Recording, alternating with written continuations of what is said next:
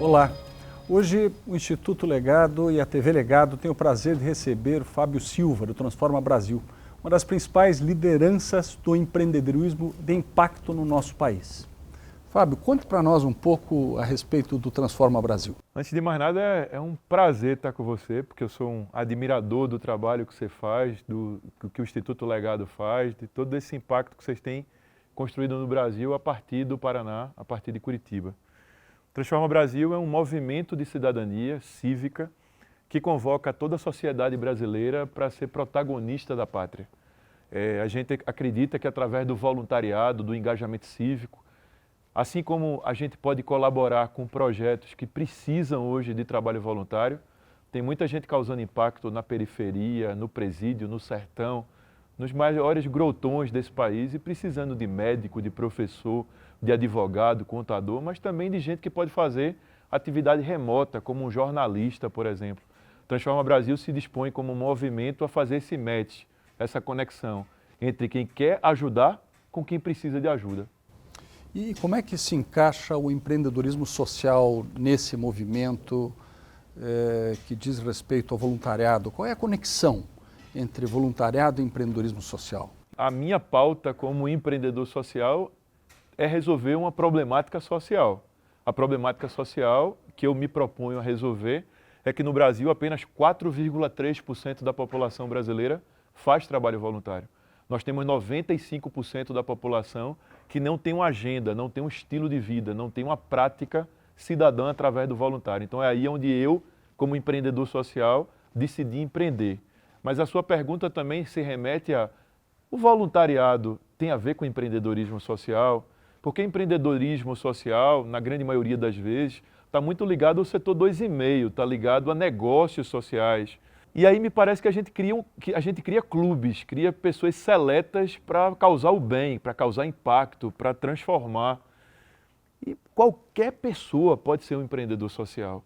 Um advogado que cede suas horas pro bono para ajudar um projeto, um dentista que, de vez de estar naquele momento no seu consultório e o paciente faltou, está lendo uma revista, ele pode estar fazendo um atendimento de alguém que não pode ter acesso. Ou seja, a prática cidadã pode se tornar o maior empreendedorismo social que a gente pode ter. A gente tem procurado levar o empreendedorismo para o social e o social para o empreendedorismo. E às vezes isso cria figuras novas que são interessantes no mundo de hoje. Por exemplo, a gente trabalha aqui com a ideia de filantropia empreendedora, que é uma filantropia que avança um pouco mais dos métodos, dos mecanismos tradicionais da filantropia. E a gente tem falado também agora do voluntário empreendedor, ou do voluntariado empreendedor. Cuja diferença para o voluntário tradicional é que hoje a gente tem a possibilidade de utilização de novas tecnologias, como a sua plataforma Transforma Brasil, para estabelecer essa conexão, esse match. Então, nós estamos trabalhando com a ideia do empreendedorismo como um catalisador das possibilidades do próprio voluntariado. E acho que a sua plataforma vem justamente nesse sentido, né? A plataforma, como ferramenta, ela é apenas uma ferramenta de um movimento. O que a gente quer é tentar fazer a mudança da consciência cidadã, influenciar o poder público, influenciar a academia, influenciar o mundo religioso, o mundo empresarial. Não dá mais, James, para em 2019 a gente acreditar que quem vai transformar os problemas de uma cidade tão complexa como Curitiba ou Recife, de onde eu venho, é apenas o prefeito. É o governador do estado, é o presidente da república. Eu acho que essas pessoas têm papéis na história, serão cobrados por ela, faz parte do processo democrático, mas todo cidadão, nesse novo tempo, o tempo da colaboratividade, o tempo das conexões, o tempo do espalhar valores cívicos desse mundo tão diferente. Então vamos lá, você falou de diversos setores. Setor privado, por exemplo, qual é o papel das novas economias? Está se falando tanto em nova economia, mas aqui achamos que existem novas economias. Existe uma economia de impacto que está suportando diversas ações para a transformação da sociedade. Qual é o papel das novas economias ou do empresariado nisso? Então, primeiro que a gente está falando sobre o empresariado, que a gente já entende que ele sabe que seu papel não é apenas gerar emprego e pagar imposto. A gente já está num ponto avançando, de estudar a cadeia de produção, perceber o entorno, do impacto negativo que o seu produto, o seu serviço está realizando, ele precisa se colocar como um agente de transformação. Mas o que é que eu percebo? Eu percebo que os ambientes empresariais, por toda a pressão de meta, resultado, de não fechar nesse país que com a economia tão sofrível, como que a gente faz para animar essa turma? Como que a gente faz para gerar engajamento, sentimento de time? Eu acho que o voluntariado, o engajamento cívico, entra por aí também. Você vê programas empresariais hoje que você convoca o cidadão, porque além de ser um colaborador... Os diretores. Exatamente. Normalmente você pensa nos colaboradores dos níveis mais básicos Sim, da organização, sim. mas não. Sim. Os diretores Você tem... precisam participar Isso, das ações da sociedade. e você dá como empresa, ser uma plataforma de impacto para que ele possa convidar a sua família para participar. Tem muito de engajamento. Claro, claro. Então eu acho que esse é o papel. Outro tema que você tocou, qual é o papel do governo? Eu acho que o papel do governo é o papel de não querer ser o protagonista, mas querer ser o grande apoiador da política pública. Porque em tempos tão difíceis de política partidária, quando você traz o governo como um agente, porque a gente precisa entender que o governo não é o Estado. O Estado é uma coisa e o governo é outra. O Estado é a participação de todo mundo, da empresa, da igreja, do governo. O governo não pode ocupar o papel de Estado, porque senão existe um desequilíbrio de território. Então, enquanto governo, na minha opinião, é de fomentar a política pública, de convidar os principais agentes para sentar na mesa, de fazer interlocução, de conhecer as boas práticas, de mobilizar o empresariado para apoiar, de tentar construir o papel do governo de incentivo à prática cidadã. Ou seja, será que o governo não pode pensar que, através da educação, o voluntariado pode participar mais, de um alistamento militar, de um concurso público? Então, eu acho que o papel do governo é importantíssimo, fundamental, mas que ele faz parte do todo, ele não é o todo.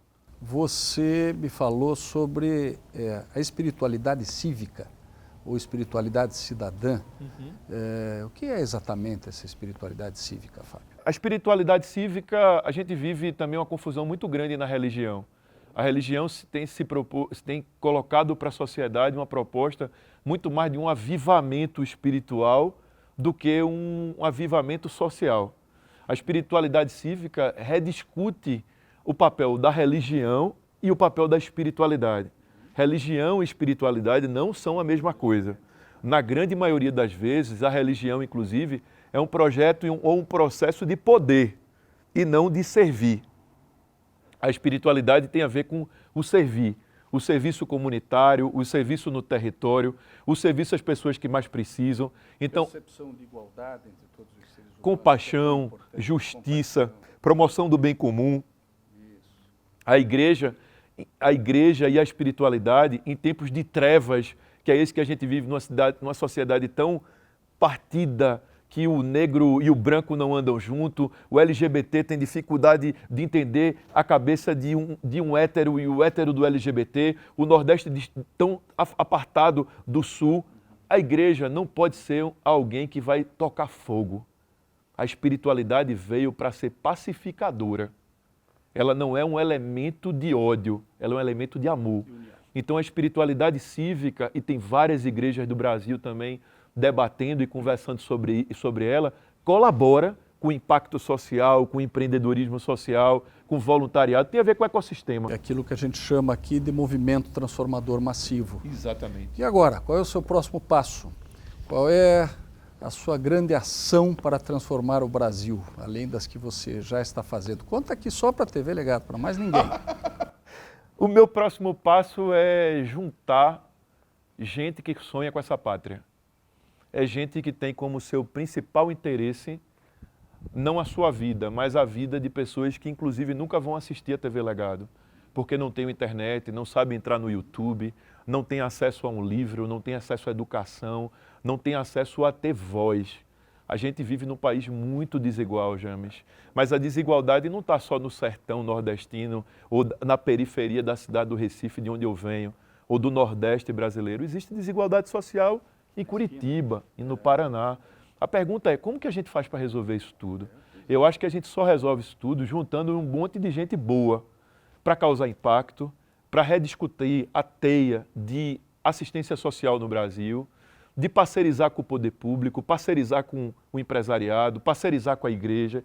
Eu acho que a gente, nesse momento, eu falo sobre você também, com toda a experiência que você tem, com tudo que o legado está causando, com toda a questão acadêmica que você traz, nós temos um papel fundamental nesse momento do país, da pátria e do mundo, que é juntar todo mundo. Se a gente conseguir juntar os agentes de Belo Horizonte, de Brasília, de São Paulo, do Rio, do Paraná, do Nordeste, a gente constrói uma grande rede de impacto e o melhor, se divertindo. É isso aí. Essa é a rede que a gente precisa constituir, uma rede de conexão ecossistêmica e de conexão entre os ecossistemas do nosso país. Fábio, obrigado pelo teu carinho, pela tua colaboração, pelo teu amor pelo Brasil e pela humanidade. Muito obrigado. Até a próxima.